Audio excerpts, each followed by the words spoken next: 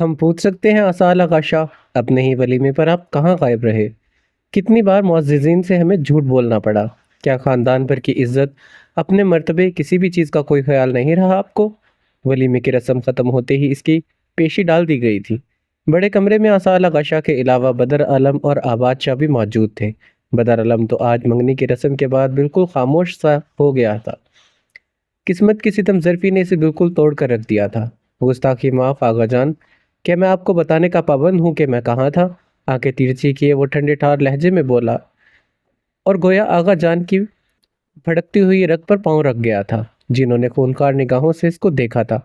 پابند تو تم کیا، اس حویلی کا ہر فرد ہے آصال آغا شاہ۔ ایک بات جان لو، اگر اس کل کی آئی لڑکی کی وجہ سے تمہاری آنکھوں میں مجھے بغاوت دکھی تو اس کے اتنے ٹکڑے کروں گا کہ تم گن بھی نہیں سکو گے۔ آغا جان ان پرکشش آنکھوں میں اپنی سبز آنکھیں گاڑے سپاٹ لہجے میں گویا ہوا تو آصال آغا شاہ نے لب بھینچے تھے۔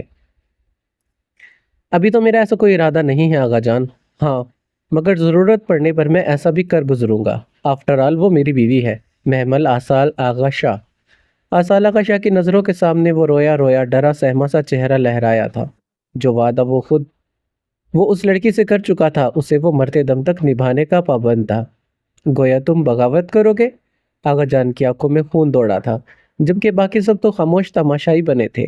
ایسا ہوا ہی نہیں، ایسا ہی تو ہوتا آ رہا ہے۔ آصال آغا شاہ اور روس ازمیر میر شاہ کی سر جنگ کافی برسوں سے جاری تھی، اور یہ جنگ جانے کب ختم ہونی تھی اور کس اختتام پر کوئی نہیں جانتا تھا۔ یہ سب بغاوت نہیں ہے آغا جان، جنگ کروں گا۔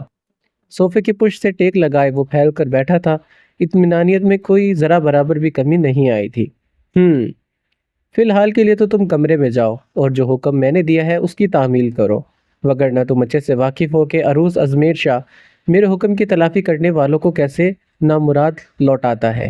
آغا جان نے اس کی آنکھوں میں دیکھتے برفیلے لہجے میں کہا، اور ساتھ ہی بدر عالم کو دیکھا تھا۔ جاؤ بھائی کو چھوڑ کر آؤ اس کے کمرے میں، دروازہ باہر سے بند کر دینا، اب یہ دروازہ صبح میں خود کھولوں گا۔ خون بھری نگاہوں سے آصال آغا شاہ کے بے یقین چہرے کو دیکھتے وہ دو ٹوک انداز میں بولے تھے، مگر آغا جان؟ اب بادشاہ تڑپ کر بولے، کیا یہ سب کچھ ایک شاہ خاندان کو زیب دیتا ہے کہ وہ شادی شدہ بیٹے کے کمرے میں تانگ جھانک بھی کرے؟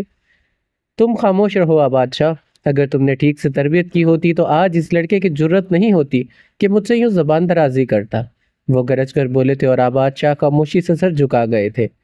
دل چاہا کہہ ہی ڈالے کہ یہ تربیت نہیں، خون کا اثر ہے، پوتا دادا پر گیا ہے، مگر ان کے الفاظ اگر زبان سے نکل آتے تو گویا قہر مچا دیتے۔ ایسا کرے آغا جان کہ میں ایک CCTV کیمرہ لگا دیتا ہوں آپ کو، یوں بار بار میرے میں کمرے تک آنے کی زحمت تو ختم ہو جائے گی آپ کی۔ بدر عالم کو اٹھ کر اپنی جانی باتیں دیکھ کر وہ اشتعال سے مٹھیاں بھیج کر دانت پیستے دھیمے لہجے میں بڑبڑایا تھا۔ چلیں آغا، بدر عالم نے مسکراتے اسے پکارا تھا، جبکہ آصال آغا خونخوار نگاہوں سمیت اسے سرخ چہرے سے گھورتا ہوا اٹھا تھا۔ آغا یار غصہ تو نہیں ہو؟ وہ اس کے پیچھے پیچھے قریباً بھاگا آیا تھا، جو دھواں اڑاتے چہرے سے کمرے سے نکلتا اب سیڑھی عبور کرتا جا رہا تھا۔ عالم خاموش رہو، تم آغا جان کے چمچے ہو ایک نمبر کے، دیکھا کیا ہو رہا ہے اس حویلی میں ایک سردار کے ساتھ؟ وہ مڑ کر اسے گھورتے غم و غصے سے پھٹا تھا، جبکہ بدر عالم تو لب دبائے بمشکل سے امڑ آنے والی مسکراہٹ کو دبا رہا تھا۔ ویسے کیسی فیلنگز آ رہی ہیں آپ کو آغا جان؟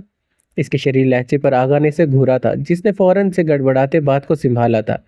نہیں، میرا مطلب کہ صبح ہی صبح آغا جان کا آپ کے کمرے میں آنے کا اعلان، رات کے اس پہر آپ کے کمرے کا دروازہ باہر سے لاک ہونا، ویسے خاندان بھر کی عورتیں بھابھی کی تعریفوں کے پل باندھ رہی تھی، کیا آپ کے دل میں شٹ اپ عالم؟ آصال آغا اس پر برسا تو لب دباتے چند قدم دور ہوا تھا۔ دروازہ کھولتے وہ اندر داخل ہوا جب بدر عالم نے اس کے تھمب اپ کا اشارہ کرتے بیسٹ آف لک بولا تھا، جس پر آصال آغا شاہ کا چہرہ مزید سرخ ہوا اور اگلے ہی لمحے وہ دروازہ دھاڑ سے بند کر گیا تھا۔ بدر عالم نے مسکراتے سردار آصال آغا شاہ کے دروازے کو باہر سے لاک کیا تھا۔ لبوں پر ایک دھیمی مسکان سجائے اس نے پاس سے گزرتے روپ دلاور شاہ کے بند کمرے کو ایک نظر دیکھا۔ صبح وہ شہر جا رہا تھا، ایک بار پھر سے ان یادوں سے دور، اس حویلی سے دور، جہاں پر محض روپ دلاور شاہ اس کی روح پر قابض رہا کرتی تھی۔ ہائے یہ محبت، وہ بھی ادھوری۔ گاڑی ایک جھٹکے سے رکی تو نعمت نے ہمک کر آگے کی جانب دیکھا، جہاں اس کی بچی اب اس شخص کی گود میں رو رہی تھی۔ وہ تڑپ ہی تو گئی تھی۔ ددت دیکھے، اترو۔ اب کی بار پھر سے اس کی بات کاٹی تھی اور وہ معصوم بھاگ کر باہر نکلی، کیونکہ زرار پاشا بنا رکے ہی اس کی معصوم بیٹی کو اٹھائے اپنے فارم ہاؤس کے دروازے سے اندر جا چکا تھا۔ نعمت دلاور شاہ نے سہمی ہوئی نگاہوں سے اس انجان شخص اور جگہ کو دیکھا۔ ایک دل چاہا کہ بھاگ جائے۔ رات کے پہر وہ ایک انجان شخص کے گھر پر اس کی دسترس میں تھی۔ اس سے آگے کی سوچ اس کے چہرے پر خوف بڑھا رہی تھی، مگر ایک ماں کی ممتا ایک عورت کی عزت پر بھاری پڑ گئی تھی۔ وہ جیسے ہی نظروں سے اوجھل ہوا، نعمت نور کو سامنے نہ پاتے تڑپ کر بھاگتی ہوئی اندر بھاگی تھی۔ اس طرف وہ پاگلوں کی طرح حال میں رکی ایک ایک کمرے کو دیکھ رہی تھی جب زرار پاشا کی آواز ایک کمرے سے آئی۔ نعمت بھاگ کر اس کمرے میں گئی جس کا دروازہ کھلا تھا۔ سامنے ہی بیڈ پر نور کمبل میں لپٹی پڑی تھی، اپنی بچی کو دیکھتے جیسے اس کی جان میں جان آئی تھی۔ سیاہ بھیگی آنکھوں کو رگڑتے وہ کمرے میں جاتے بیڈ کی سمت بڑھی۔ نور کو اٹھائے اس نے جھٹ سے سینے میں بھینچا، جو اب اونچی آواز سے رو رہی تھی۔ یہ بچی کس کی ہے؟ دائیں ٹانگ اٹھاتے اس نے قریب رکھتے وہ ایک ہاتھ سے مسلسل گن کو گھماتے سرد نگاہوں سے اس روتی ہوئی بچی کو دیکھ کر چڑ کر بولا تھا۔ نعمت نے بھیگی خوفزدہ نگاہوں سے اپنی بیٹی کو دیکھا۔ ماما میری بیٹی ہے، پاپا پلیز مجھے جانے دیں۔ ایک نگاہ اپنے قریب موجود پاؤں پر ڈالے وہ سہم کر بولی تھی، اور اس کی بات پر زرار پاشا کے حسین چہرے پر ناگواریت اود آئی تھی۔ گردن موڑ کر اس نے اندر آتے رحیم کو دیکھا، جو تھوک نگلتا موت کے خوف سے سر مسلسل نفی میں جھٹک رہا تھا۔ آصال آغا، کیا لگتا ہے تمہارا؟ اس نام کو ادا کرتے وقت ان حسین آنکھوں میں غضبناک تاثرات سمٹ آئے تھے۔ رحیم نے اس کے اشارے پر آگے بڑھتے نور کو نعمت کی گود سے چھینا تھا۔ نعمت نے تڑپ کر دوپٹے کے گرد مضبوطی سے لپٹے اپنے اوپر جھکے ہوئے اس گھونڈے کو سہمی ہوئی نگاہوں سے دیکھا تھا۔ بابا بھائی ہے میرے، آنسو پوچھتے وہ ضبط سے بولی تھی، اور نظریں مسلسل اپنی روتی ہوئی بچی پر تھی جو رحیم کی گود میں رو رہی تھی۔ شوہر کہاں ہوتا ہے تمہارا؟ اب کی بار گہری بے باک نگاہوں سے اس کے نازک وجود اور سمارٹ فگر کا معائنہ کرتے ہوئے بندوق تھوڑی پر رکھتے پوچھا تھا۔ نعمت دلاور شاہ کسی ہرنی کی طرح اس کو دیکھ رہی تھی جیسے وہ ایک بھیڑیا ہو جو کسی بھی وقت اسے نوچ کھائے گا۔ ننن نہیں رہے۔ یہ کرب بھرے الفاظ اس کی روح کو چھنی کر گئے تھے۔ سال بھر ہوا تھا وہ حادثہ پوری آب و تاب سے اس کی آنکھوں کے سامنے لہرایا جب اس نے اپنے عزیز شوہر کو اپنی آنکھوں کے سامنے دم توڑتے دیکھا تھا۔ چلو اور بھی اچھا ہے۔ رحیم، زرار پاشا جو اسے شادی شدہ سمجھ کر واپس بھجوانا چاہتا تھا، اب اس کی بات پر سکون کا سانس لیا تھا۔ اسے بس شاہ خاندان کی لڑکی سے مطلب تھا، پھر چاہے وہ کنواری ہو یا بیوہ۔ جی چھوٹے خان، رحیم نے اس کی چوڑی پشت کو دیکھتے چوکس ہو کر پوچھا۔ مولوی اور گواہان کو بلاؤ اور ایک عدد لال دوپٹہ بھی۔ زرار پاشا ابھی اور اسی وقت نعمت دلاور شاہ سے نکاح کرے گا۔ اس کی گرجدار آواز جیسے ہی در و دیوار میں نصب ہو کر وہاں رہ گئی تھی۔ نعمت دلاور شاہ نے بے یقینی اور خوف سے پھٹی پھٹی آنکھوں سمیت اس شخص کو دیکھا تھا جو اس کی 5 ماہ کی بیٹی کو گود میں اٹھائے اب اس کی سمت مڑا تھا۔ مجھے جانے دے خدارا، میں ایک بیوہ ہوں، میں آپ سے نکاح نہیں کر سکتی۔ اپنے شوہر کے سوا کسی دوسرے شخص کو میں اپنی زندگی میں جگہ نہیں دے سکتی۔ میری بیٹی مجھے واپس کر دے پلیز۔ وہ پاگلوں کی طرح بڑبڑاتے ایک دم سے اٹھ کر آگے بڑھی تھی، جس پر زرار پاشا نے اسے خونخوار تیور سمیت گھورا تھا۔ سنو لڑکی، مجھے کوئی فرق نہیں پڑتا تم کنواری ہو یا بیوہ، تمہارے بھائی نے خانوں کی عزت پر ہاتھ ڈالا ہے۔ میری منگ سے نکاح کر کے اس نے اس دشمنی کا آغاز کیا ہے، اور اب اس کی سزا تمہیں اس نکاح سے چکانی ہے۔ تمہارے پاس 2 ہی آپشن ہیں، یا اپنی مرضی سے نکاح کی حامی بھرو، یا پھر زرار پاشا کی مرضی سمجھ کر چپ چاپ اپنے آپ کو میری زوجیت میں دے دو۔ وہ کہہ کر اسے پتھر کی مورت بنا چھوڑ کر ایک دم سے مڑا تھا۔ اور ہاں، انکار کی صورت میں انجام تمہارے سینیوریٹا بھگتے گی۔ شربار نگاہوں سے اس کے وجود سے ہٹاتے اس نے کمبل میں لپٹی گلابی گڑیا کو نرم نگاہوں سے دیکھتے گویا اس کی بچی کی سانسیں بھی چھین لی تھی۔ اس کی بچی کچی سانسیں بھی چھین لی تھی۔ دروازہ ٹھک سے بند ہوا اور اس کے ساتھ ہی نعمت دلاور شاہ لڑکھڑا کر زمین بوس ہوئی تھی۔ اسے کیا معلوم تھا کہ وہ ایک قید سے نکل کر ایک نئے جہنم میں جانے والی تھی۔ بھاری پڑتے سر کو دونوں ہاتھوں میں تھماتے وہ دھاڑے مار کے روتی ہوئی تھی، اور فارم ہاؤس کے دوری دیوار اس کی چیخوں اور آہوں پر دہل گئے تھے، مگر وہاں موجود شخص کو اس پر رحم نہیں آنے والا تھا، بالکل ویسے ہی جیسے کسی کو بھی محمل قریشی پر نہیں آیا تھا۔ السلام علیکم امو۔ بالوں میں ہاتھ پھیرتے وہ سیڑھی سے اترتا سیدھا ڈائننگ میز پر پہنچا تھا، جہاں اسے آتے دیکھ کر زرتاج خان نے پاس کھڑی ملازمہ کو خدا اور ماجد کے لیے ناشتہ تیار کرنے کا حکم دیا تھا، اور خود اپنے ساتھ لگتے اپنے بیٹے کے سر پر ہاتھ رکھا تھا۔ وعلیکم السلام خان، بڑا جلدی یاد آ گیا ماں کی، میٹھے سے لہجے میں طنز کرتے وہ آنکھیں چھوٹی کیے سے دیکھنے لگی تھی، جس نے بمشکل سے اپنی مسکراہٹ چھپائی تھی۔ رات کو واپسی پر کافی دیر ہو گئی تھی امو، آپ کا حکم تھا تو اس لیے اسی وقت واپس لوٹ آیا، اور آپ کے حکم کے مطابق آپ کی لاڈلی بہو کو وقت دے رہا ہوں، اس لیے آپ سے ملنے نہیں آ پایا۔ حشاش بشاش چہرے پر خوبصورت مسکان سجائے وہ دیدہ دلیری سے جھوٹ بولنے لگا، اور اس کے انداز پر زرتاج خان نے گھور کر اس کو دیکھا اور پھر سیڑھیوں سے اترتی ہدا خان کو جانچتی نگاہوں سے دیکھنے لگی۔ آسمانی رنگ کے پٹھانی لباس میں سر پر سلیقے سے دوپٹہ جمائے نیند سے بوجھل سرخ ہو رہی بھیگی سنہری آنکھیں اور اس کا خوبصورت سراپا۔ ہم تم کو بچا لگتا ہے ماجد؟ غصے سے پھولتی سانسوں کے بیچ کہتی وہ ماجد کے ہاتھ سے جوس کا گلاس تھام گئی تھی جو اسے ابھی ملازمہ دے کر گئی تھی۔ امو کیا ہو گیا ہے یار، جوس تو دے دے۔ وہ تڑپ ہی تو گیا تھا، کل رات کا بھوکا، 2 دن سے جاگا تھکا ہارا، اور ابھی بھرپور نیند لے کر آیا تھا۔ بھوک تو صبا نیزے پر تھی، اوپر سے امو کا جوس چھیننا، اسے بری طرح سے بھوک کی شدت بڑھتی محسوس ہوئی تھی۔ 50 کا ہو گیا ہوں میں، بہت سی شادی شدہ لڑکیوں کو دیکھا ہے، کیا تم یوں لیٹ اٹھ کر اپنے مورے کو بے وقوف بنائے گا؟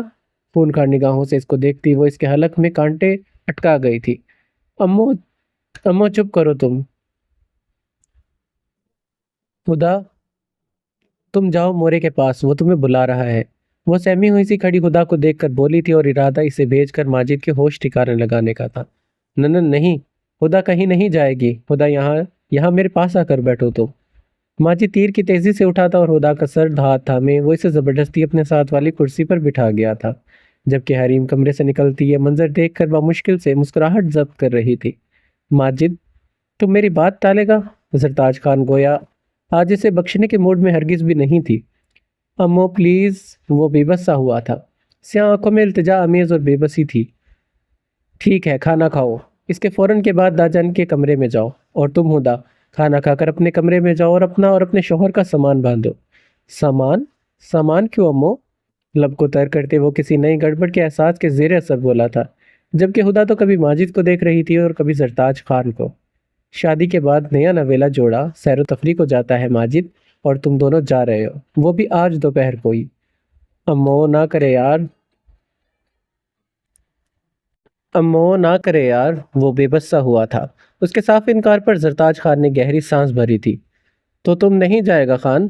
وہ اس کی ماں تھی، اور اگر گھی سیدھی انگلی سے نہیں نکل رہا تھا تو وہ یقیناً انگلی ٹیڑھی کرنا بھی جانتی تھی۔ اب میں نے ایسا بھی نہیں کہا، آنکھیں گھمائے لبوں پر 100 واٹ کی مسکان سجائے مسکرا کر بولا۔ تو زرتاج خان اور ہدا نے تعصب سے اس مکار انسان کو دیکھا جو پل میں تولا اور پل میں ماشا تھا۔ ماشاءاللہ ماشاءاللہ، اللہ تم دونوں کو جلد اولاد جیسی نعمت سے نوازے، آمین ثم آمین۔ زرتاج خان کی اس نئی دعا پر ہدا خان کا منہ میں گیا جوس بری طرح سے اچھو لگنے پر باہر نکلا تھا۔ آمین آمین۔ ماجد اب مسکراتا مزے سے اس کی اڑتی رنگت اور بے باکی سے ماں کی دعاؤں پر آمین کہنے لگا، جبکہ ہدا خان کو اب وہاں بیٹھنا محال لگا تھا، مگر چاروں ناچار وہ سر پلیٹ پر جھکائے کان لپیٹ کر بیٹھی رہی، جبکہ ماجد خان ماں کے ہر حکم پر اس کے بدلتے چہرے کے رنگوں سے لطف اندوز ہوتا بھرپور انداز میں رضامندی دے رہا تھا۔ جبڑے بھینچے وہ بند دروازے کو گھورتا ایک دم سے مڑا تھا۔ تاریکی میں ڈوبا ماحول دیکھ کر اس کی سبھی پیشانی پر بل گہرے ہوئے تھے۔ یہ اس کا اپنا کمرہ تھا، جہاں وہ دن رات جانے کئی پہر گزارتا تھا۔ ایسی تاریکی تو محض تب ہوا کرتی تھی جب اس کی زندگی کی روشنی محروق افندی اسے چھوڑ کر چلی گئی تھی، اور آج اتنے وقت کے بعد پھر سے ایسی تاریکی۔ اس کے اندازے کے مطابق رات کے 12 بجے کا وقت تھا۔ موبائل فون نکالتے اس نے موبائل سکرین کی لائٹ کی مدد سے کمرے کی لائٹ آن کی، تو ایک پل کو تیز روشنی کے سبب اسے آنکھیں بند کرنا پڑی تھی۔ آنکھیں جھپک کر کھولتے اس نے ایک تائرانہ نگاہ پورے کمرے میں دوڑائی۔ گہری سانس بھرتے وہ بیڈ کی جانب آیا تھا، تھکاوٹ کے سبب آنکھیں بند ہو رہی تھی، اور آج کچھ ایسا تازہ واقعہ اور اس کے بعد ہونے والی ایک نئی تباہی جو دہلیز پر کھڑی اس کی منتظر تھی۔ لب بھینچے وہ بیڈ پر جا بیٹھا، کلائی پر بندی گھڑی کو کھولتے اس نے سائیڈ میز پر رکھا۔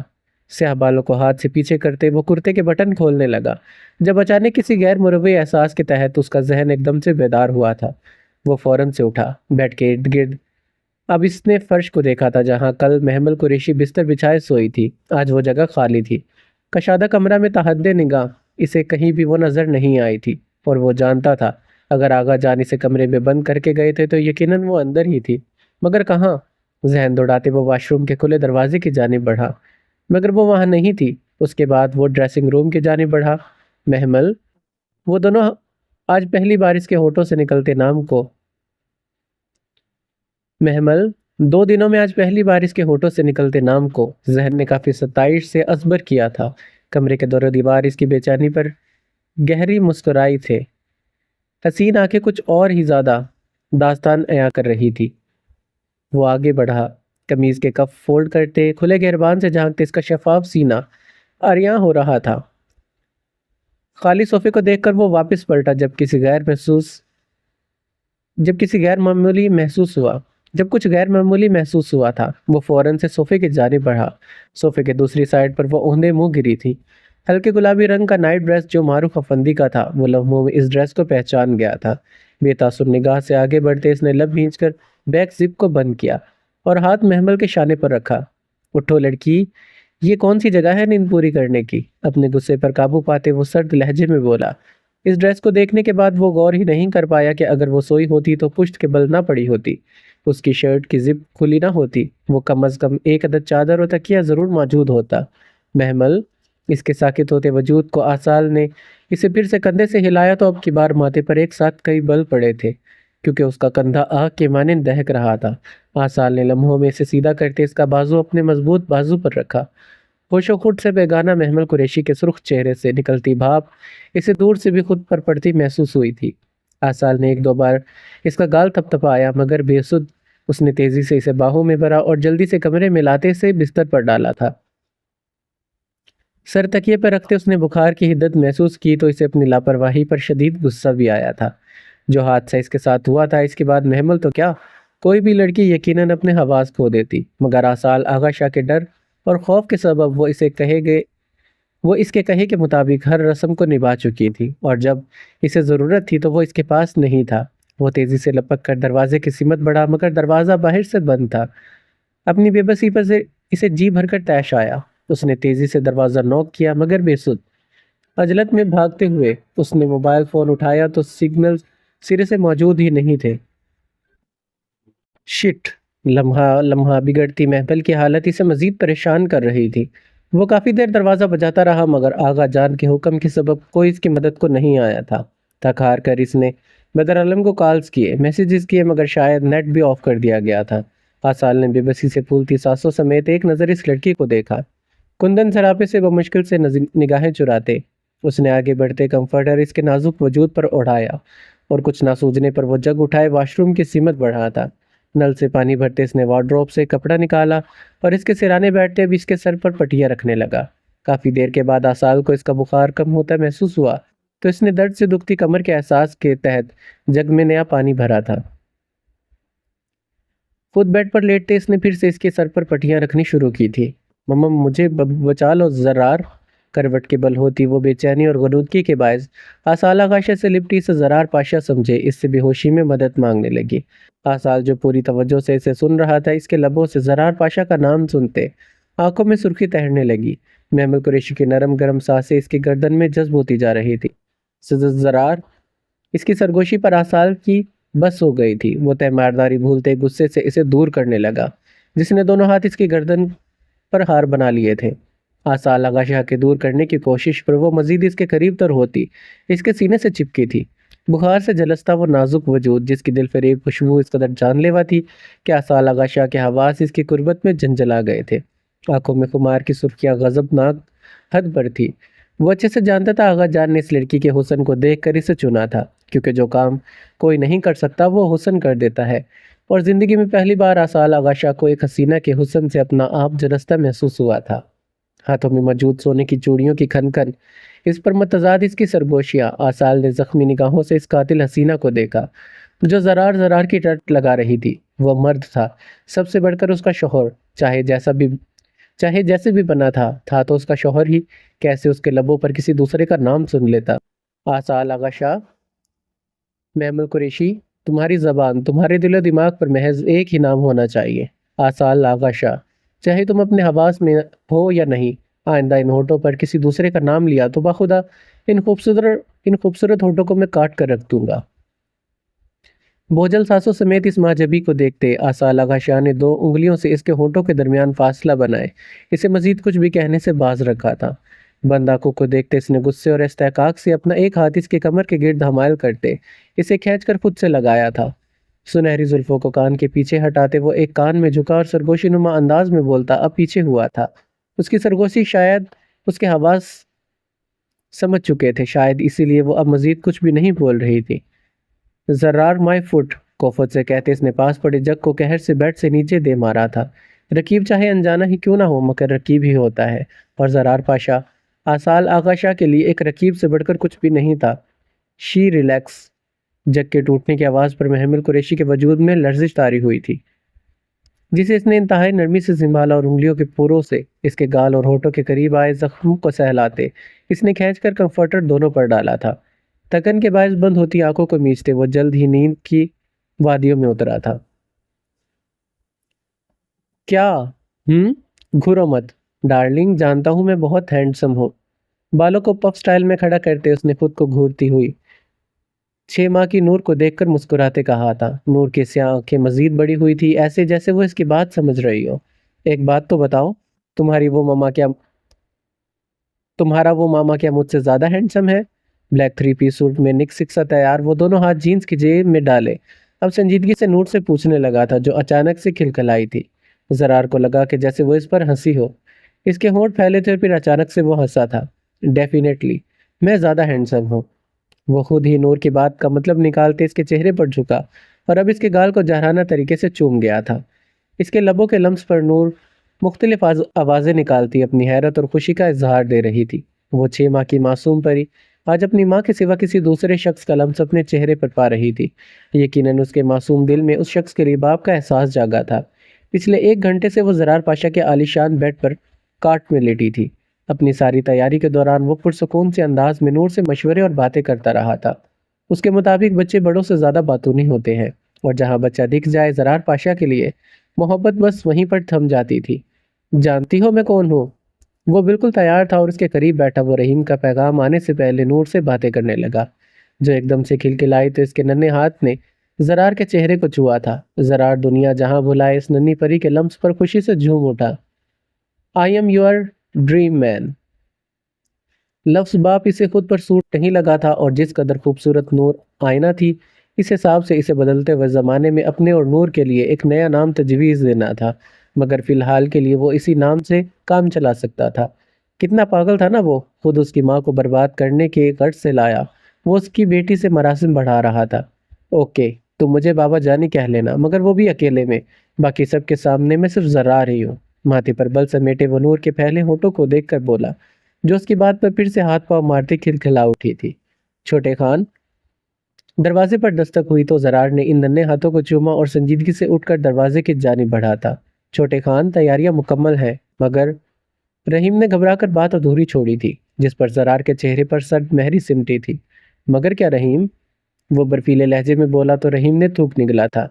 چھوٹے خان وہ بی بی جی دروازہ نہیں کھول رہی، رحیم نے خوف سے سفید پڑتے چہرے سمیت کہا تو زرار پاشا نے دانت کچکائے تھے۔ تو جاؤ اور جا کر اسے میرا حکم سناؤ کہ اگلے 5 منٹ میں وہ لڑکی نکاح کے لیے تیار ہو کر اس کمرے میں نہیں آئی تو چھٹا منٹ اس کی بیٹی کی سانسیں چھین لے گا۔ برفیلے لہجے میں کہتے اس نے رحیم کو سکتے میں ڈالا، جو پہلے تو گھبرایا، پھر چھوٹے خان کے حکم پر چاروں ناچار الٹے قدموں سمت باہر کی جانب بڑھا تھا۔ آغا دروازے پر لگاتار دستک دیتے آغا جان نے سپاٹ نگاہوں سمیت دروازے کو دیکھا تھا۔ پشت پر ہاتھ باندھے انہوں نے گہری سانس بھری اور آصال آغا شاہ کے بند دروازے کے ناپ پر ہاتھ رکھا تھا۔ آصال جو ساری رات کا جاگا بھی کچھ دیر پہلے ہی سویا تھا، دروازے پر دستک پر اس کی نیند پر خلل پڑا تھا۔ بے چین ہوتے وہ یکدم سے اٹھنے لگا، جب سینے پر بھاری بوجھ کے ساتھ نرم گرم سانسوں کی گرمائش نے اس کے وجود کو فریز کیا تھا۔ دونوں ہاتھ کی ہتھیلیاں بیڈ پر جمائے وہ یک ٹک اپنے سینے پر لپٹی محمل قریشی کو دیکھنے لگا، جو اس قدر سکون سے لیٹی تھی جیسے یہ باہیں یہ آغوش اس کی نیند کا خزانہ ہو۔ محمل دستک بڑھتی جا رہی تھی اور وہ اچھے سے جانتا تھا اگر وہ نہ اٹھا تو کچھ ہی دیر میں آغا جان خود اس کے کمرے میں ہوں گے۔ محمل پیچھے ہٹو۔ بے چینی سے اس کے کندن سراپے سے نگاہیں ہٹاتے اس نے اپنے چہرے اور سینے سے چپکتی سنہری زلفوں کو ہٹانے کی کوشش کی تھی۔ وہ جیسے ہڑبڑا کر اٹھا تھا۔ محمل کے بال اس کے قمیض کے بٹن میں اٹکے اور آغا جان کی گرجدار آواز اور دستک پر وہ پھولے سانسوں سمیت اسے گھورتا جلدی سے اپنے آپ کو اس لڑکی کی قید سے آزاد کرنے لگا جس نے بڑے استحقاق سے اس کے کندھے اور پیٹ کو جکڑا ہوا تھا۔ محمل گیٹ اپ! اب کی بار آسال نے دانت پیستے سے بازو سے جکڑتے اپنے قریب کرتے تکیے پر گرایا تھا۔ وجود کا سارا بوجھ اس نازک سی جان پر ڈالتے اس نے تیزی سے اس کے بال اپنی قمیض کے بٹن سے نکالے۔ اپنے آپ کو بھاری بوجھ سا محسوس کرتے محمل کی آنکھوں میں لرزش ہونے لگی۔ نیند، بخار اور بے خوابی کے زیر اثر نیلے کانچ کے ڈوروں میں سرخی تیر رہی تھی۔ نشیلی آنکھیں پھیلائے وہ غائب دماغی سے خود پر جھکے آسال کو دیکھنے لگی جس کا سارا دھیان اپنی قمیض پر تھا۔ اس سے پہلے کہ وہ چیختی آسال نے ہاتھ کی ہتھیلی اس کے ہونٹوں پر رکھی جو آنکھیں خوف سے پھیلائے بے ہنگم ہوتی سانسوں سے اسے دیکھ رہی تھی۔ شش، ریلیکس، عجلت بھرے لہجے میں کہتے وہ جیسے ہی بیڈ سے چھلانگ لگاتے اٹھاتا۔ آقا جان اسے اندر آنے کا کہہ کر خود دروازے سے اندر داخل ہوئے تھے۔ ایک نگاہ گھبرائے ہوئے سے آسال آغا شاہ پر ڈالے۔ اس کی سبز نگاہیں بیڈ پر بکھری ہوئی حالت میں بیٹھی محمل قریشی پر گئی تھی جو کمفرٹر سے خود کو ڈھک رہی تھی۔ آسال آغا شاہ کا بکھرا حلیہ، ٹوٹے جگ کی کرچیاں، چہرے پر چھائی بے بسی اور لاچارگی دیکھ کر آغا جان گہرا مسکرائے تھے۔ تم سے ایک ضروری کام ہے مجھے آغا، جلدی باہر آؤ۔ آغا جان نے مسکراتی نگاہوں سے اسے دیکھا تھا جو ہونکوں کی طرح منہ کھولے اب اپنے کندھے پر موجود ان کے ہاتھ کو دیکھ رہا تھا۔ ان کے جاتے ہی آسال نے کندھے اچکاتے وارڈروب سے اپنے کپڑے نکالے اور مڑ کر ایک شکوہ کرنا نگاہ سے آنسو برساتی محمل کو دیکھا۔ ریلیکس رہو، طبیعت خراب تھی تمہاری تو بس بے ہوشی میں تم مجھے اپنا زرار پاشا سمجھ رہی تھی، اس سے زیادہ اور کچھ نہیں۔ سرخ نگاہوں سے محمل قریشی کو گھورتے وہ اپنا زرار پاشا پر زور ڈالتے جتاتے ہوئے لہجے میں بولا۔ تو محمل کا سر شرمندگی سے جھکا تھا۔ وہ لب چباتے اس کی چوڑی پشت کو دیکھنے لگی جو ایک ہی دن میں اس پر مہربان ہونے لگا تھا۔ مگر کیوں؟ بیڈ گراؤنڈ سے ٹیک لگاتے اس نے آنکھیں بند کی۔ بخار کی حدت اب بھی تھی، کمزوری اور نقاہت سے آنکھیں اور سر بری طرح سے دکھ رہا تھا۔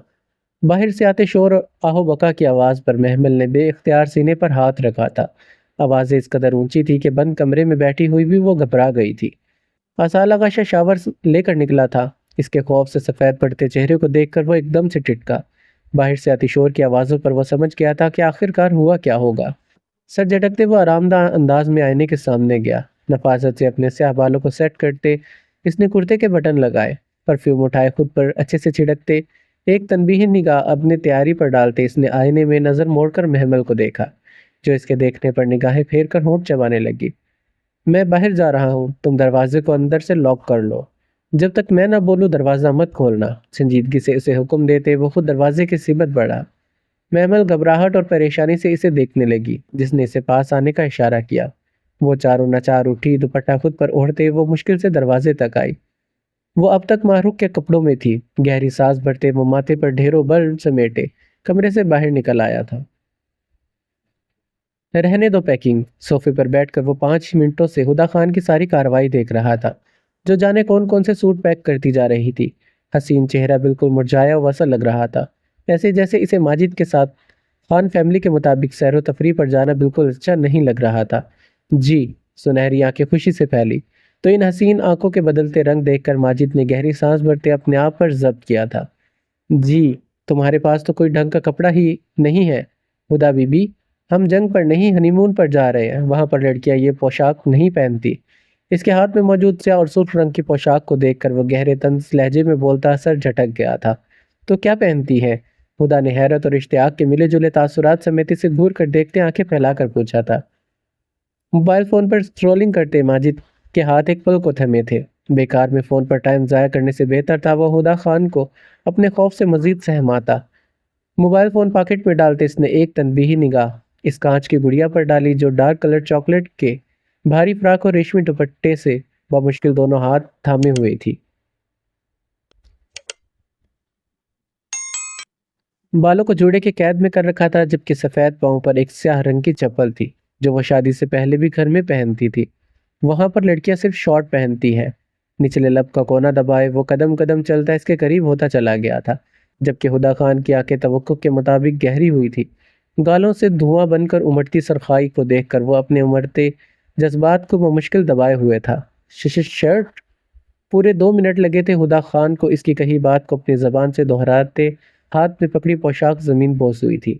ماجد کے بڑھتے قدم پر وہ خائف ہوتی گھبرا کر پیچھے قدم لینے لگی۔ جو قدم قدم چلتا اس کے حواسوں پر طاری ہونے لگا تھا۔ صرف ایک عدد شرٹ اور وہ بھی اپنے ہسبینڈ کی۔ اب کی بار اس نے دائیں آنکھ ونگ کرتے ہوئے باقی کی انتہا کر دی تھی۔ ہائے اللہ جی، استغفر اللہ، کیسی گندی گندی باتیں کر رہے ہیں آپ؟ شرم اور خجالت سے سرخ چہرے سمیت وہ اس بے شرم انسان کو دیکھتی سر جھکائے بس رو دینے کو تھی، جس کے حسین ہونٹوں پر دل فریب مسکراہٹ تھی اور سیاہ آنکھوں میں ہدا خان کا گھبرایا ہوا سا عکس۔ گندی باتیں نہیں کر رہا میں ہدا خان، تمہیں لگتا ہے کہ ماجد کوئی ایسی گھٹیا بات کر سکتا ہے؟ وہ پیچھے ہوتے ایک دم سے دیوار سے جا لگی تھی، سانس روکے، ماتھے پر پسینے کی چمکتی بوندیں، سنہری خوف سے پھیلی آنکھیں، مدم دل سوز سانسوں کی مہک۔ ماجد نے جھک کر استحقاق سے اپنا ایک ہاتھ اس کے کندھے کے قریب جمایا اور خود پھیل کر اس کے راستے کو مسدود کر دیا، جو بھیگی آنکھوں سمیت اسے دیکھتی بس رو دینے کو تھی۔ ننن نہیں، اٹکتے ہوئے بمشکل وہ اس کے خوف سے بول پائی تھی، جبکہ آنکھیں ہنوز بند تھی۔ بالکل ہدا، میں جھوٹ نہیں بولتا۔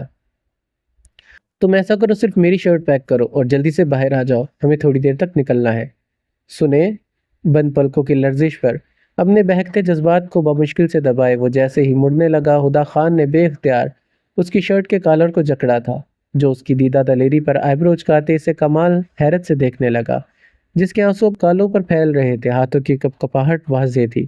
سنائیں، اس کے آنسوؤں کو اپنے انگوٹھے کے پوروں سے چنتا وہ پیار اور مٹھاس بھرے دل فریب لہجے میں بولا، تو ہدا خان نے دھندلائی ہوئی بھیگی نگاہوں سمیت اس حسین مرد کو دیکھا، جس کی خوشبو ہدا خان کے اعصاب کو بری طرح سے جھنجھوڑ رہی تھی۔ آپ پلیز منع کر دیں، پلیز، مجھے نہیں جانا، بہت محبت آس اور امید بھرے لہجے میں کہتی۔ وہ ماجد کو پہلے سے زیادہ دل فریب لگی تھی۔ اس نے نرمی سے جھکتے ہوئے اپنے دہکتے ہونٹ اس کے گال پر رکھے تھے، تو اس کے لمس پر ہدا خان سانس تک روک گئی تھی۔ سانسیں بری طرح سے سینے میں اٹک گئی تھی۔ تمہاری سانس نہیں ماننے والی ہدا ماجد، ویسے بھی ڈھیروں دعائیں دے رہی ہیں، اب ان کا پوتا یا پوتی اس دنیا میں لانے کے لیے ہمیں محنت تو کرنی پڑے گی نا۔ مسکراہٹ دبائی وہ سنجیدگی سے کہتا ہدا کے چہرے کو دیکھنے لگا، جو بالکل لٹھے کے مانند سفید پڑتا جا رہا تھا۔ میں باہر ویٹ کر رہا ہوں، 5 منٹ میں فریش ہو کر اچھی سی اسمائل سجا کر مجھے باہر ملو۔ ایک دم سے اس کے قریب ہوتے وہ سنجیدگی سے کہتا خود ایک نگاہ اس لرزتے ہوئے وجود پر ڈالے کمرے سے باہر نکل گیا تھا۔